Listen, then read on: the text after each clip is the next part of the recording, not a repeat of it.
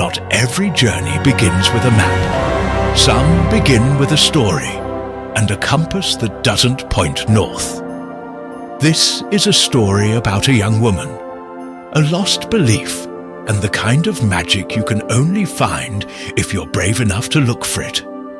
In a quiet town, on a snowy winter's night, a forgotten compass begins to turn, leading not to places, but to possibilities. What lies ahead are memories long buried, mysteries waiting to be uncovered, and a magic that only reveals itself to those who believe. Are you ready to follow the light? The adventure begins now.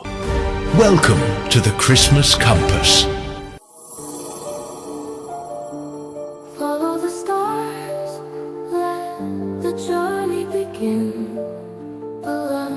The light of the season is calling you in. Episode 1. The Compass's Call.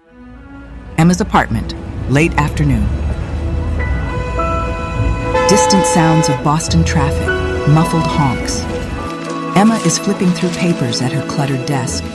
She glances at an old cardboard box labeled with her aunt's name, which she's clearly avoided opening until now.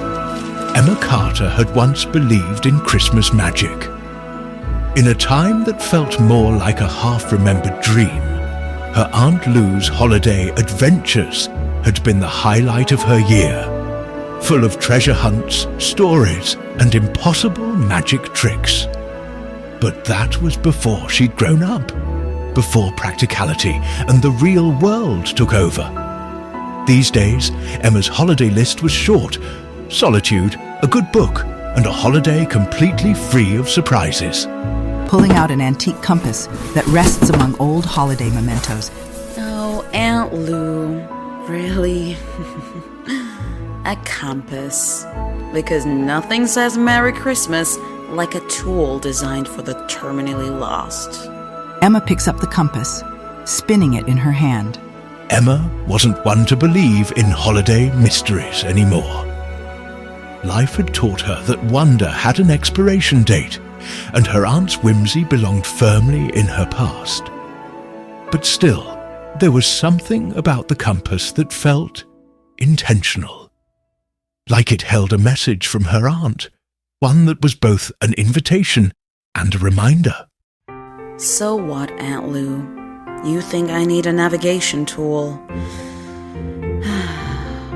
Or maybe you just wanted to give me one last wild goose chase. A knock at the door breaks Emma's thoughts. She hesitates, then opens it to reveal her best friend, Lily Dawson, who bursts in with her holiday spirit, holding a festive to-go coffee cup. Emma, you'll never believe what I just saw. There's a hot chocolate stand with peppermint marshmallows down on Tremont Street. You have it to try it. Oh, what's that? Oh, just a parting gift from Aunt Lou. It's a compass that refuses to point north. I guess it's supposed to lead me somewhere magical. Emma, that's not just a compass. It's practically an invitation to an adventure.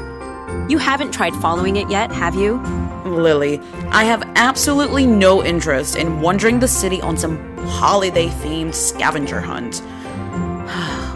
Aunt Lou's idea of magic was, well, let's just say it's not exactly where my head's at these days. But deep down, Emma knew it was more than that. Aunt Lou had believed in the kind of magic you couldn't see, the kind that hid in corners, waiting for those willing to look. And Emma, well, she'd spent years burying that part of herself.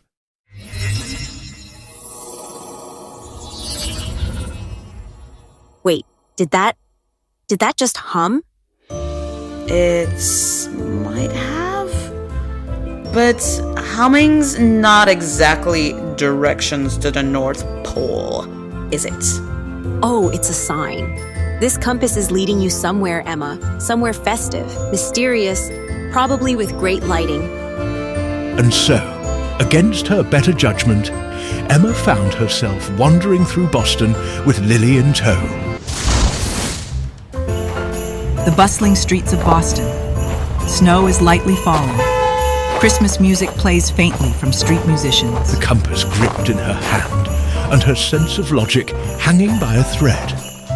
Alright, so explain to me why I'm following a compass that could very well just be broken. It's not like it's leading us to...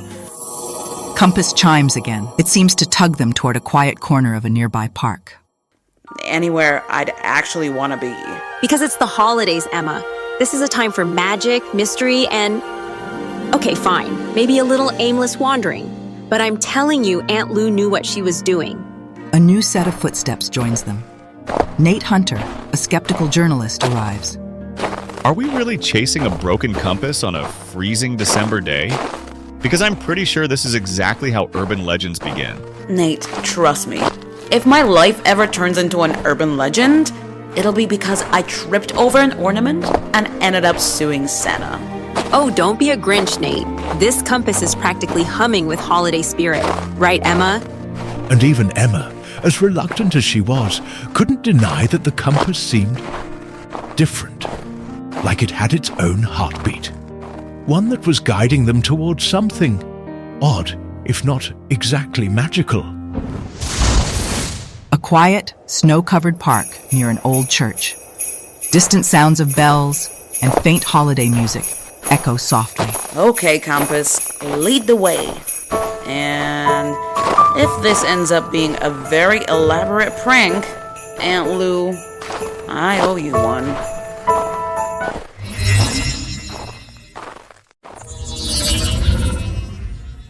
Just then, something caught Emma's eye.